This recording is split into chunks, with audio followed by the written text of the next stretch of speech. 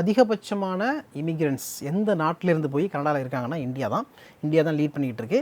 Almost total immigrant சைஸில் 27% மேலே Indians தான் இருக்கிறாங்க.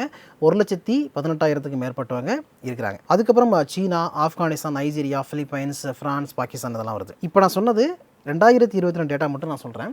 ஆனால் இன்றைக்கி கணக்கு நீங்கள் பார்த்தீங்கன்னா அப்ராக்சிமேட்டாக கிட்டத்தட்ட ஒரு 14-15 லட்சம் இமிகிரண்ட்ஸ் கனடாவில் இருப்பாங்க இந்தியன்ஸ். ஆக்சுவலாக இந்தியன்ஸுடைய க்ரோத் வந்து கனடாவில் ரொம்ப அதிகம். 2013 இருந்து 2023 அந்த 10 வருடங்கள் எடுத்து பார்த்தீங்கன்னா 2013 32,828 இருந்தது. 2023 1,39,715 அதிகரிச்சிருக்கு. அதாவது 10 வருடங்களில் 326% இந்திய இமிகிரண்ட்ஸுடைய க்ரோத் இருக்குது கனடாவில். அதே மாதிரி 2000 2021 இடைப்பட்ட காலகட்டத்தில் இந்திய மாணவர்கள் கனடாவில் போய் யூனிவர்சிட்டியில் படிக்க ஆரம்பித்த இந்திய மாணவர்கள் எண்ணிக்கை 62,000 இருந்து அது 4 லட்சமாக உயர்ந்திருக்கு.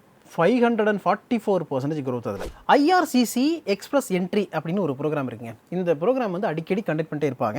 ஆக்சுவலாக இது என்னன்னா ஒரு டெஸ்ட் தான். ஐஆர்சிசி எக்ஸ்பிரஸ் என்ட்ரி அப்படின்னா immigration, refugee and citizenship Canada express entry அப்படின்னு சொல்லுவாங்க. இது வந்து கிட்டத்தட்ட ஒரு 2 வாரத்துக்கு ஒரு தடவை இல்லை 10 நாளைக்கு ஒரு தடவை கனடாவில் நடந்துகிட்டே இருக்கும். இதுக்கு நிறைய பேர் அப்ளை பண்ணிட்டே இருப்பாங்க.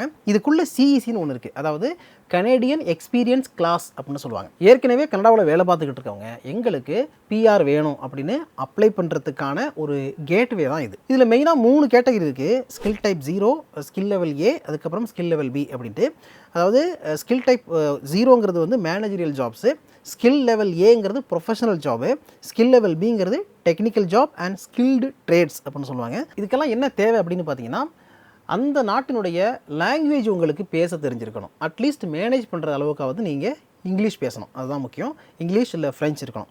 ஸோ ஐஎல்டிஎஸ், அதுக்கப்புறம் சிஇஎல்பிஐபி அப்படிங்கிற டெஸ்ட் இருக்குது. இந்த டெஸ்ட்டை நீங்கள் பாஸ் பண்ணிங்கன்னா இதுக்கு எலிஜிபிள் ஆகலாம். அதுக்கப்புறம் ரெசிடென்சி ஸ்டேட்டஸை பொறுத்த வரைக்கும் லீகலாக அங்கே நீங்கள் ஒர்க் பண்ண சர்டிஃபிகேட்டை நீங்கள் காமிக்கணும்.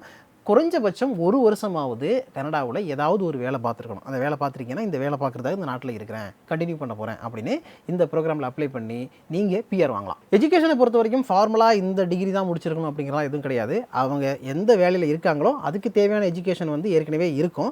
அதனால் இதுக்குள்ளே அதை அவங்க கொண்டு வரல. இப்போது 2025 ஜனவரி மாதம் 8ஆம் தேதி 1350 இன்விடேஷன்ஸ் வந்து கொடுத்துருக்குறாங்க அப்ளை பண்ணுங்க அப்படின்னு பெர்மனன்ட் ரெசிடென்சிக்கு.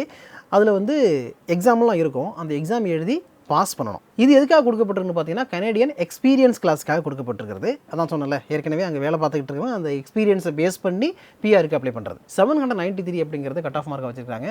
இதில் எல்லாம் பாஸ் பண்ணிட்டாங்க அப்படின்னா அவங்களுக்கு பிஆர் கிடைக்கும்.